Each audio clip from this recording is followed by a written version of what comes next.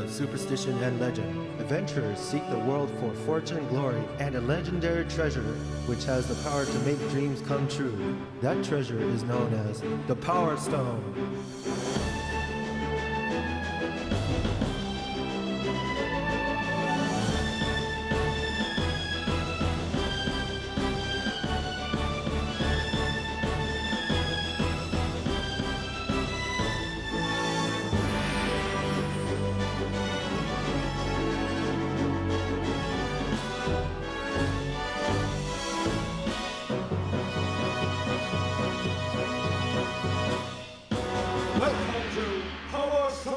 Welcome to Power Stone War! I am the MoeChicken. Welcome everybody. We're going to be playing some Power Stone today. Go!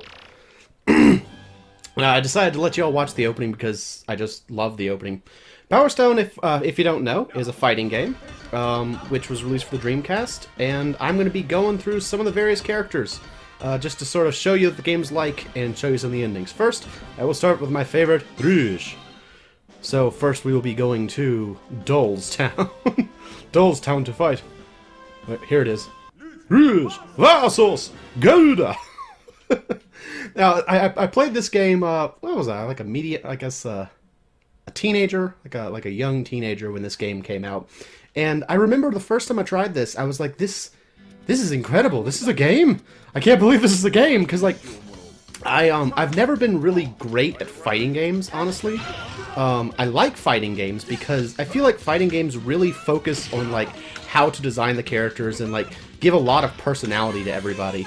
But I'm bad at them. I get flustered really easily, and so this game, which suddenly allows you to like basically hide from your enemy if you want to, was super cool to me because like I would just throw things at people and never have to get close if I didn't want to.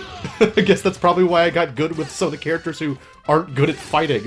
Like, I'm good with the fast characters that can attack from far away. Alright, sir. I'm gonna blow up now. And explode! KO! Did I get perfect? Oh, I got it perfect! Awesome! Rouge!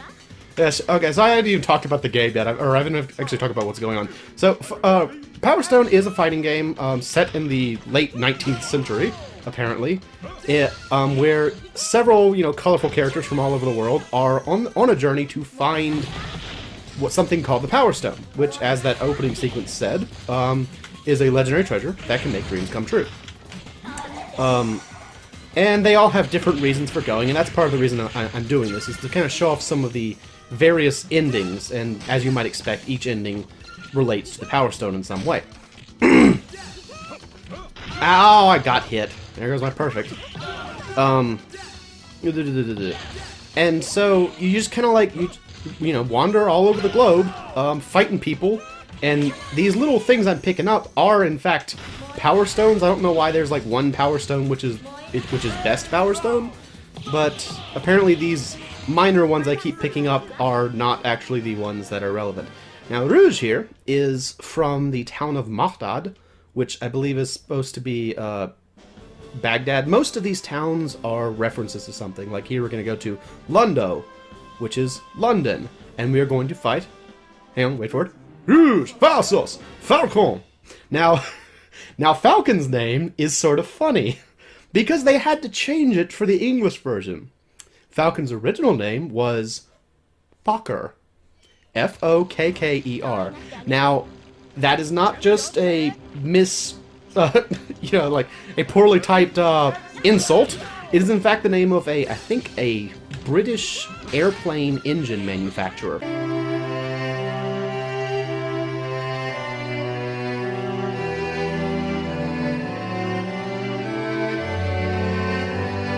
Maybe during like World War II, I think. And they thought, okay, this guy's a pilot. This seems like a reasonable name. Let's just go with Fokker. Because, people will know what that means. Well, people do know what that means. It doesn't mean what they expected it to mean, though, unfortunately. I don't think I've laid a hit on him yet.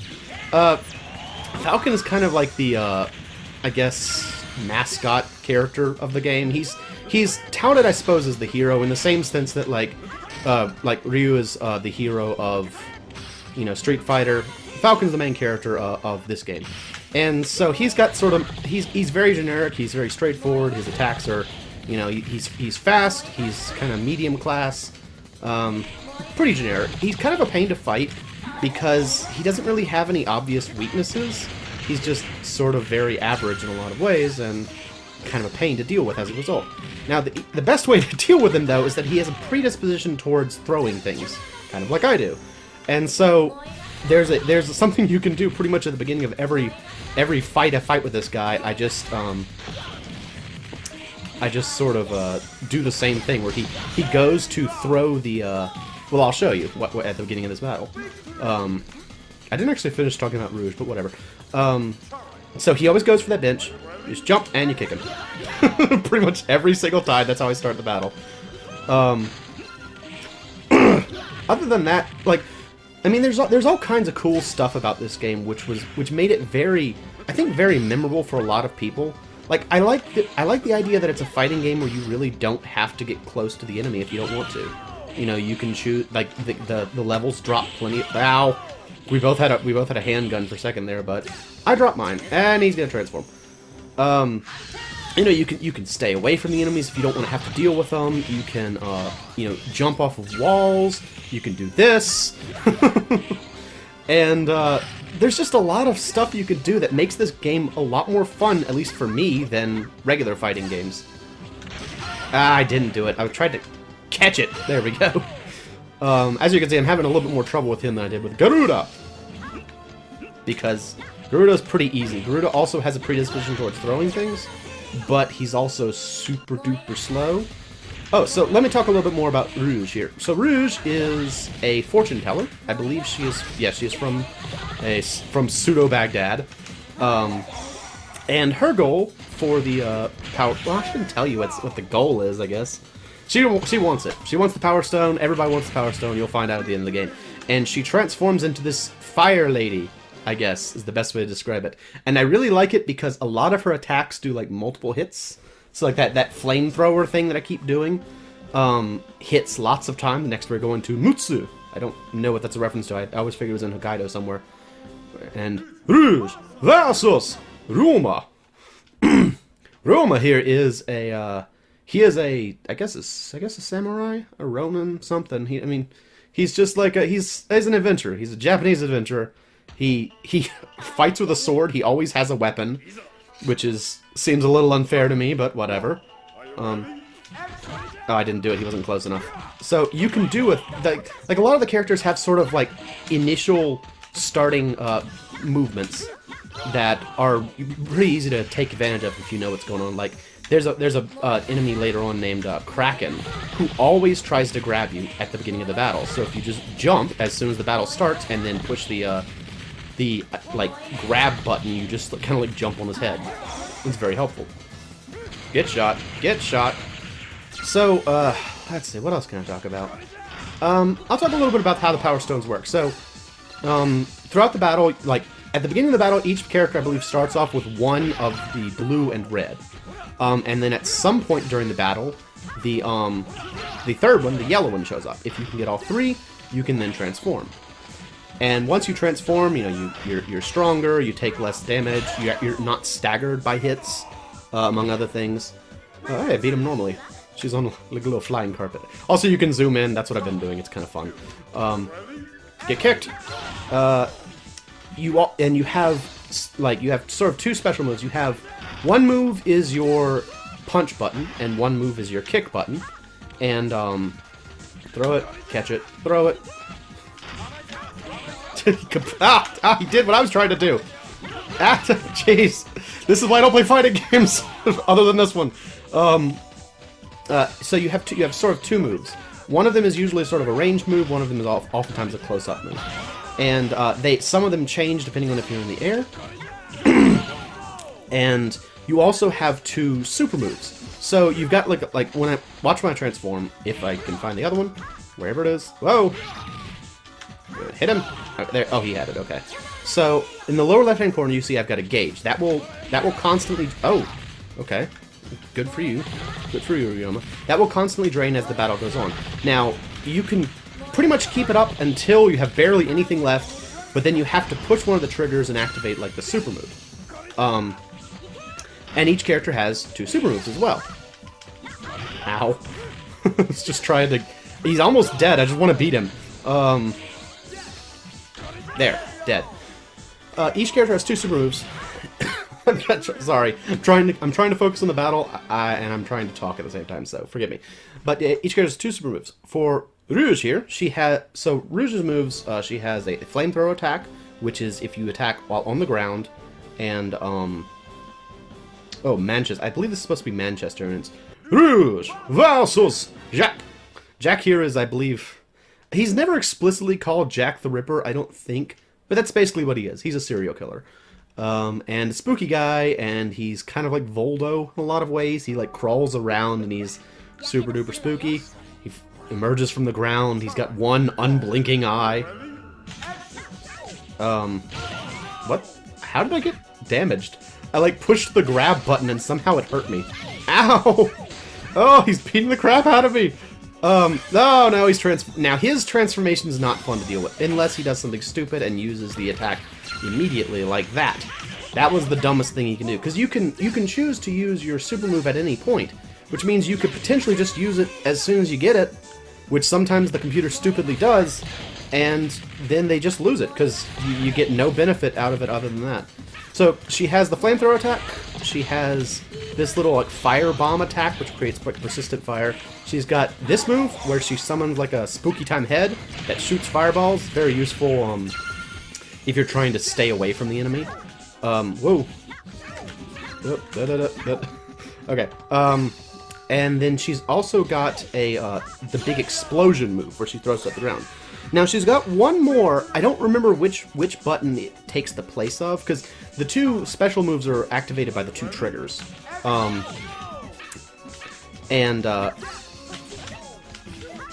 The triggers are normally just a kick button. It's just like a kick attack. But when you're transformed, they do different things. Let me see if I can do her other one. I think it takes the place of... Alright, let's see. Burn. Oh, he's so short. He's too short. Let's see. Okay, here we go. Nope, Oh, here we go. Yeah, so she charms them, then she beats the crap out of them inside of a weird, like, carpet land. I don't know, it's just kind of funny. That one's not very useful to use, simply because it's just too hard to hit with. You know, her other ones are way more beneficial. But, I don't know, I feel like I'm kind of rambling, and I apologize for that, but I like this game. Like, I played this game a lot with the... Oh, how did it miss? How did it miss? He was, like, next to the explosion, and he's just sort of like, yeah, I dodged it. I dodged it somehow. I don't even know how, but whatever. It worked. Get killed. Just stab you with a sword. Excuse me. I played this a lot when it first came out because a friend of mine who lived down the street had a Dreamcast, and he had this on a demo disc. Next up, we are going to go to Tong-An and fight. Wait for it. Rouge versus Wong Tong. So Wong Tong is kind of the other, I guess, mascot character, if you'll believe that. He's the other sort of like medium weight character. He's obscenely fast. Like, it's kind of weird because I mean he's. Oh no. Oh no. All right. Well, it seems my Dreamcast reset. That's cool. Well,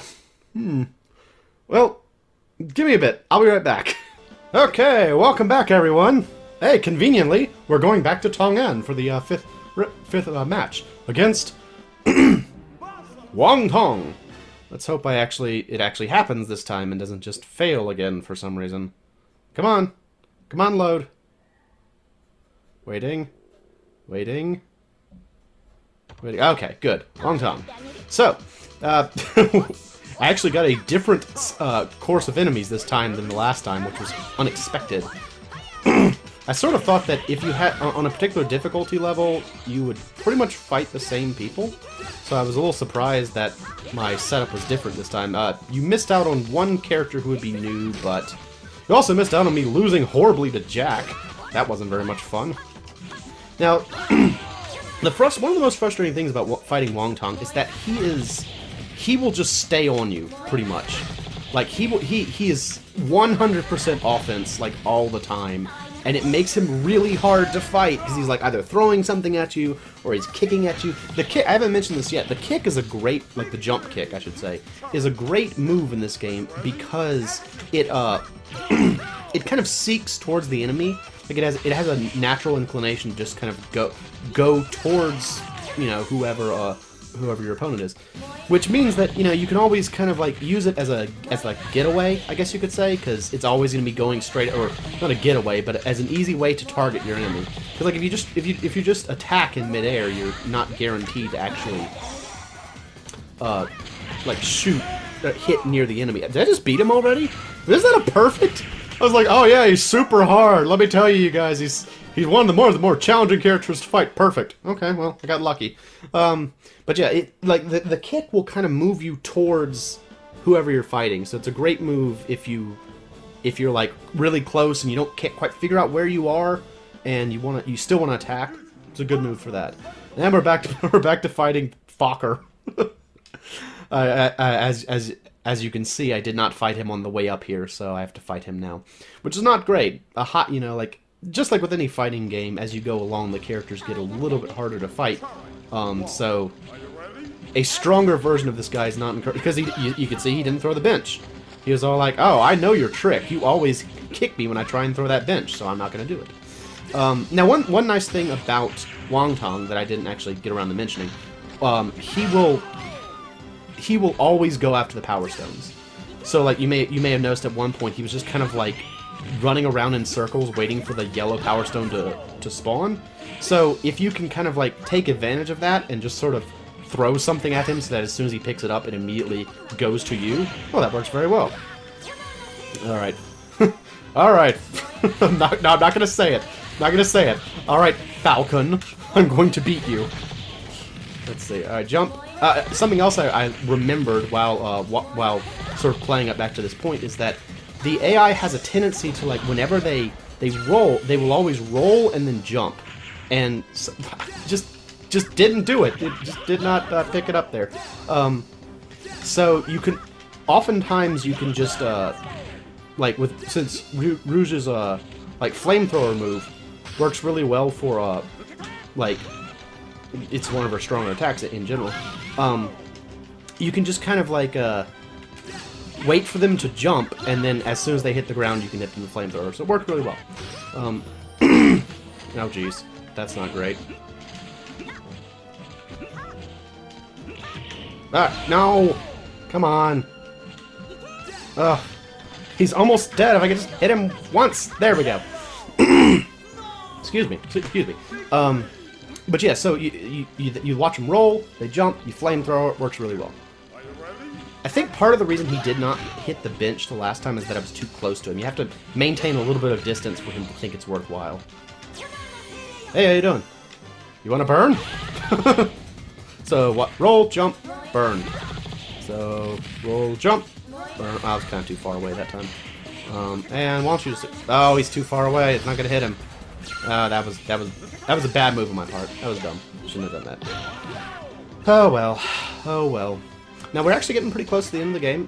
After I fight this guy, I will fight the first of the two bosses. And which is, well, you'll see him in just a sec, provided I actually beat Falcon. I think I should be able to. Ow! Unless I do stupid things like that.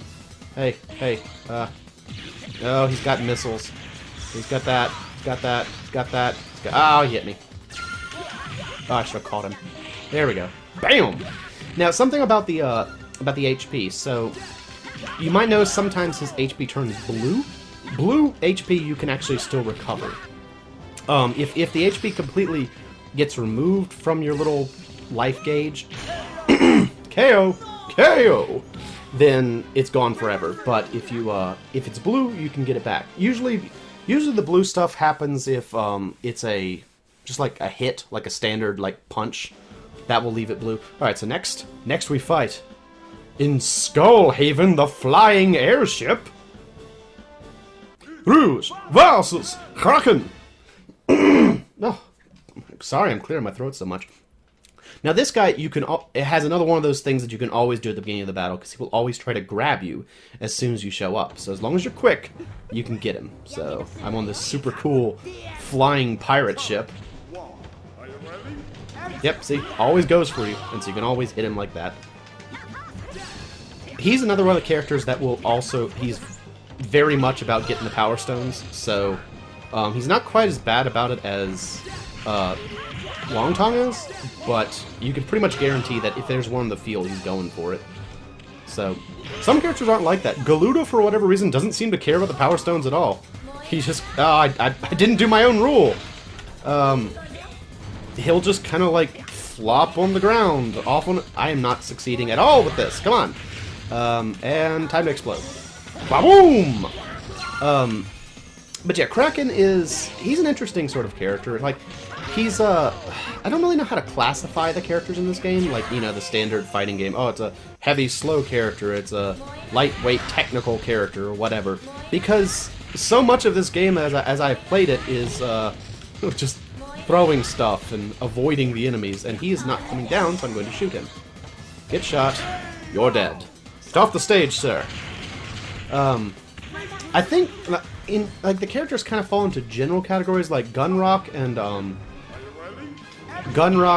Garuda are both heavy type characters. Ayame and Jack are light type characters, but in terms of like sort of the how the AI behaves, I never paid enough attention, honestly. But roll, jump, and burn. Wait for it, roll. Oh, he rolled while he was falling, so it didn't work. Come on. I want to kill you. Oh, he hit me with something. So, something I didn't mention about the Power Stone, like, transformed. Oh, he's gonna transform into his spooky time pirate skeleton. Oh, he's got his deadly claw, and he's got his Wonka. Oh, ow. Don't you... He, like, kind of pinches you. He's like, pinchy.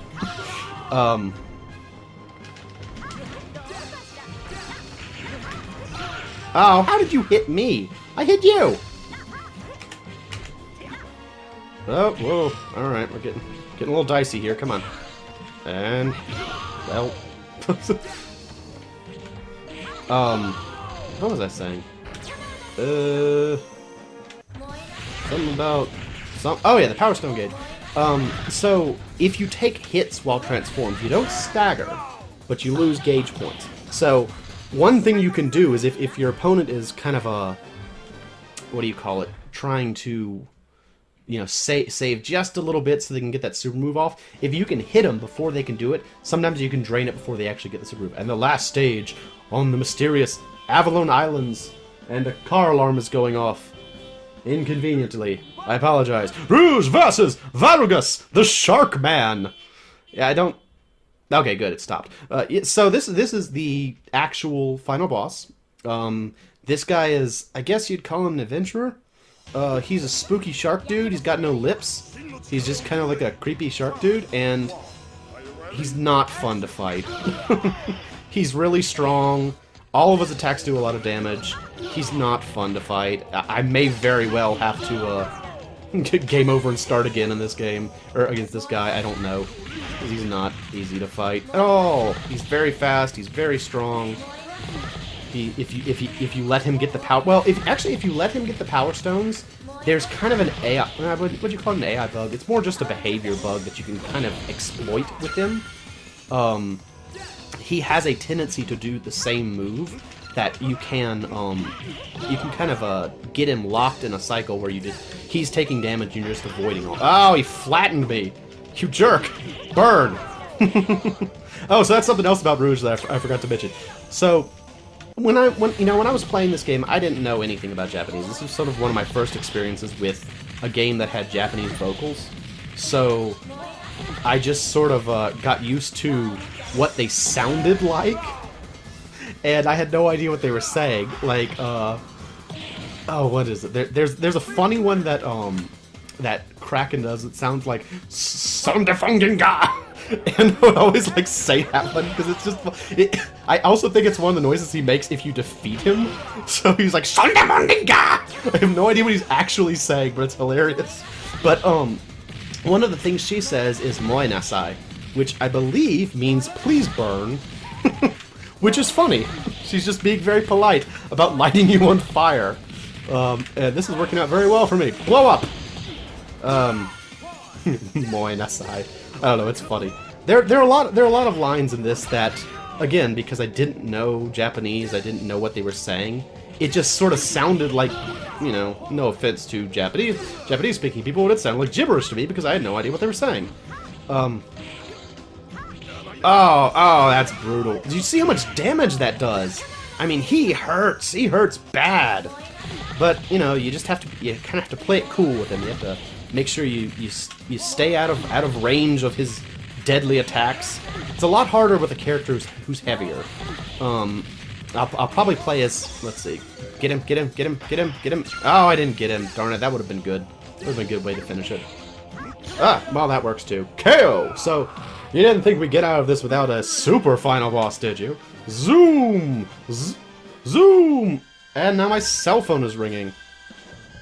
That's cool. That's cool. Ugh. Alright.